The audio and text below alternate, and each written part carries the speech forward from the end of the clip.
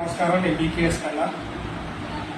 కూటమి గవర్నమెంట్ వచ్చిన తర్వాత కాపు జాతి మీద దాడులు జరుగుతున్నాయి. ఎందుకు ఈ మాట అంటారంటే, ప్రకాశం జిల్లా కందుకూరు నియోజకవర్గం గూడూరు మండలంలో ఒక కాపు అన్నదమ్ములు, ఒక ముగ్గురు అన్నదమ్ములు ద్విచక్ర వాహనంపై వెళ్తుంటే కమ్మ సామాజిక వర్గానికి చెందిన ఒక పెద్ద మనిషి పాల్చినర కారుతో గుద్ది వాళ్ళని చంపటం. వాళ్ళు చచ్చేదాకా వెనక్కి ముందుకి కారు డ్రైవ్ చేసుకుంటూ చచ్చిపోయారని నిర్ధారణ అయిన తర్వాత ఈలోపు అక్కడ పొలం చుట్టూ పనిచేసే వాళ్ళు బయటకు వచ్చేసరికి పరారైన వాళ్ళు.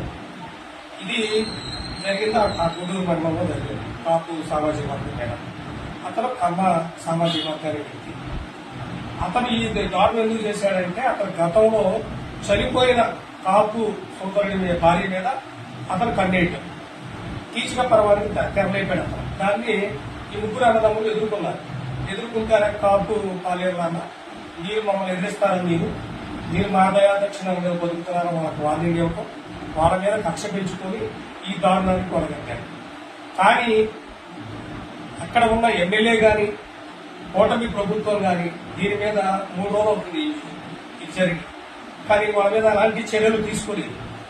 ఎందుకు తీసుకోలేదని బీకేఎస్ కూటమి ప్రభుత్వాన్ని ప్రశ్నిస్తారు.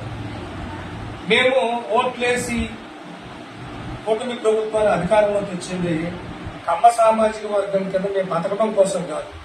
గతంలో గుర్తుపెట్టుకోండి, జగన్మోహన్ రెడ్డి ఇలాగే కాపులతో పెట్టుకుంటే పదకొండు కూర్చోబెట్టింది ఈ కాపు జాతి.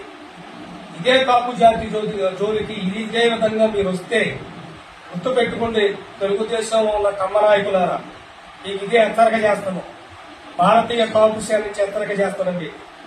రేపు జరగబోయే స్థానిక సంస్థ ఎన్నికల్లో కూటమి ప్రభుత్వం బుద్ధి చెప్తాం, కాపుల సత్తా ఏంటో చూపెడతామని బీకేఎస్ కూటమి ప్రభుత్వాన్ని హెచ్చరిస్తుంది.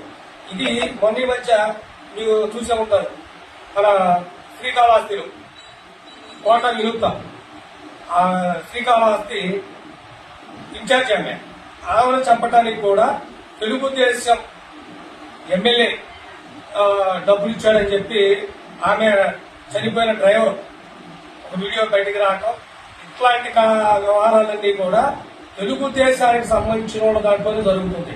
ముఖ్యంగా ఈ దాడులన్నీ కూడా కాపు సామాజిక వర్గం మీదే జరుగుతుంది. దీన్ని భారతీయ కాపు సేన తీవ్రంగా ఖండిస్తుంది. మీరు ఇలాంటి దాడులు చేస్తే భారతీయ కాపు సేన చూస్తూ కూర్చోదని మిమ్మల్ని హెచ్చరిస్తుంది. అదేవిధంగా వాళ్ళ వల్ల నష్టపోయిన ఆ కుటుంబానికి ఒక్కొక్కరికి 2 కోట్ల రూపాయల ఎక్స్గ్రేషియా ఇవ్వాలని కూటమి ప్రభుత్వాన్ని డిమాండ్ చేస్తుంది. జై కాపు, జై జై కాపు.